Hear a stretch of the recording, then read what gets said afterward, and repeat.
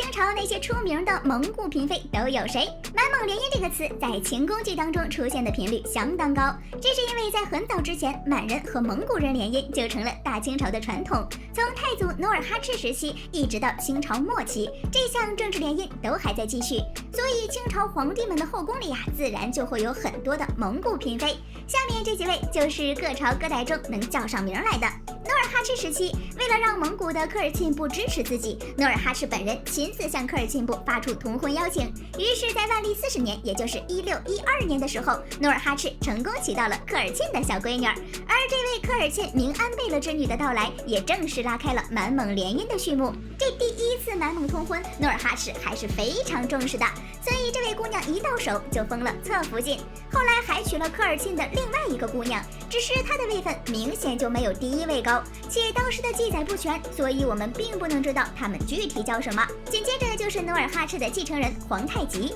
他在万历42年，也就是1614年时，以正曲之礼迎娶了科尔沁部莽古斯之女哲哲，后来呢直接尊为中宫皇后。在这里呢，我补充一下，皇太极的妈妈也叫哲哲，不过呀是叶赫那拉哲哲，跟他迎娶的这个哲哲没有什么关系的哦，大家可千万不要搞混了。在天命10年时，科尔沁部斋桑之女木部木泰，也就是后来的孝庄太后，被皇太极迎娶，并且立为慈禧宫庄妃。她生了3女1子，这个儿子呢，后来就成了清世祖皇帝顺治。天聪初年，皇太极又从蒙古卡拉沁部迎娶回一名不知名的女子，在6年后，也就是1632年，娶回扎鲁特部贝勒之女，封为东宫福晋。不过呢，这位福晋有点惨，他明明已经为皇太极生下了2个女儿，可居然被皇太极以不顺心为由休掉了。唉，在这事儿上，皇太极多少有点不地道了。没多久，皇太极在天聪8年迎娶了博尔济吉特纳木中，要说他就挺受皇太极喜欢的了吧？可皇太极就在同年把海兰珠收到了后宫，后来呢，又分别往自己的后宫纳了2个蒙古后妃。和自己的老父亲实力相比就不太行的顺治帝，这一生满打满算也就5个蒙古妃子，其中知名度最高的就是博尔济吉特皇后。身为孝庄侄女的她，因为一个妃子变成了清朝唯一一个废后。还有一位妃子是科尔沁部亲王的女儿，养在宫里，但早就没了，后来才被追封为道妃。顺治帝1653年废掉了博尔济吉特皇后，但是1654年就娶回来一对姐妹，一位呢是后来的孝惠皇后，另一位就是淑惠妃。剩下的2位蒙古妃子分别是恭敬妃和端顺妃。到了康熙这里就更少了，他的后宫只有惠妃和宣妃2位蒙古嫔妃，而乾隆这儿呢就比他皇爷爷强了一点点，他的后宫有3位蒙古妃子呢，一位是玉妃，一位是逊嫔，还有一位是慎嫔。说到这儿，你们可能觉得漏掉了人，怎么蒙古嫔妃里面没有巴林氏呢？其实呀，巴林氏和同治帝的皇后阿鲁特氏一样，已经脱离藩部入了旗，所以呀，这就只能算是旗内通婚，不能算进满蒙联姻里面去了。为什么清朝后宫里的蒙古嫔妃越来越少？当初努尔哈赤有2位蒙古嫔妃，皇太极有8位蒙古妃子，可是从皇太极之后，清朝的蒙古嫔妃数目直线下降，他们进宫后的位分也是越来越低。在历史记载中的蒙古嫔妃也是随着时间的推移一点点消失掉了，甚至中间雍正皇帝的后宫根本看不到蒙古妃子的身影。可满蒙联姻不是旧俗吗？怎么这么几代就开始没落了呢？其实呀，这跟皇帝们的地位是否稳固有非常大的关系。就拿皇太极来说吧，当时皇太极的后宫可真是蒙古女人撑起一片天，而且他们动不动就是福建贵妃什么的，只有1位蒙古妃子不争气，混到了庶妃。所以呢，当时的蒙古嫔妃们就是紫禁城上流社会。为啥当时的蒙古嫔妃就自带高位分光环呢？可能就是因为皇太极继位时时局就不算稳定，后来在他准备带领清兵入关的时候，战乱一起，肯定更不好过，所以当时皇太极非常需要巩固自己的位置。可当时要做的事情那么多，这个满蒙联姻的好方法就在眼前，能省事儿谁也不想费劲呀。于是这才有了皇太极疯狂在后宫安放蒙古嫔妃的事情。现在定睛一看，皇太极娶的是女人嘛，他娶回来的明明是好大一坨利益呀。就连当年的顺治皇帝前脚废掉蒙古出身的皇后，但紧接着就得又娶回来2位蒙古妃子，这一通猛如虎的操作，不都是因为现实利益吗？反正不管你喜不喜欢，娶了她你会不会觉得憋屈？身为为皇室子弟，尤其还是皇帝，你不娶就是不行呀。不过在后来，皇帝们的地位越来越稳固，可是这下子又需要和关内原住民打成一片了，所以呢，才有了康熙、雍正时期的满汉一家亲，尤其是雍正 boy， 他的后宫里呀就没见着什么蒙古妃子。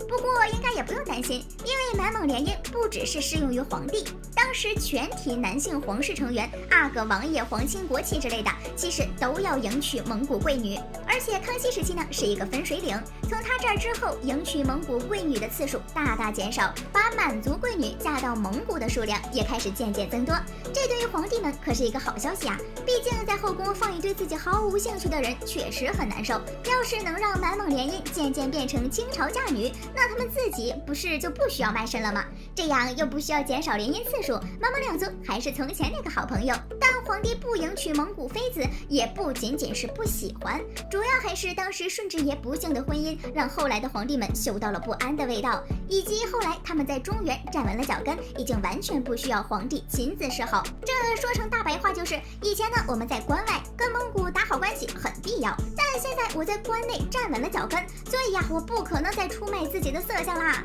哎，这样好像稍微的有一点点叛逆富二代终于可以摆脱家族联姻的感觉了。蒙古妃子真的有那么差劲吗？其实讲道理啊，蒙古妃子也不是那么的不优秀，不然皇太极也不会那么宠爱海兰珠。除了海兰珠，还有孝庄太后这位传奇女性，她俩完全可以说明蒙古妃子当中也是有佼佼者的。可为啥后来皇帝们越来越不爱迎娶蒙古妃子？即便是不需要皇帝联姻，可蒙古贵女中真就没有一个优秀的？不见得吧？那为啥皇帝们愣是不娶了呢？其实主要还是因为在见过温驯的汉女之后，性子直爽的蒙古嫔妃好像忽然她就不香了。毕竟他们祖祖辈辈生活在关外，后来又因为联姻娶了很多蒙古女子，这乍一见到不一样的小妮儿们，自然是觉得非常感兴趣的。毕竟柔柔弱弱的漂亮妹妹，谁见了不犯馋呢？况且当初顺治同学废后时说的是博尔济吉特皇后善妒，本身这一点呀就挺让皇帝们不喜的了。后来顺治又不得不迎娶蒙古皇后这事儿，属实是令人害怕。毕竟当年的蒙古妃子基本个个位高权重，万一蒙古那边有了别的想法，就可以借着妃子们的手干点别的事情。这么一来，蒙古完全可以不费一兵一卒就轻松的让大清灭亡。皇帝们是肯定不可能让自己手里的江山出现差错，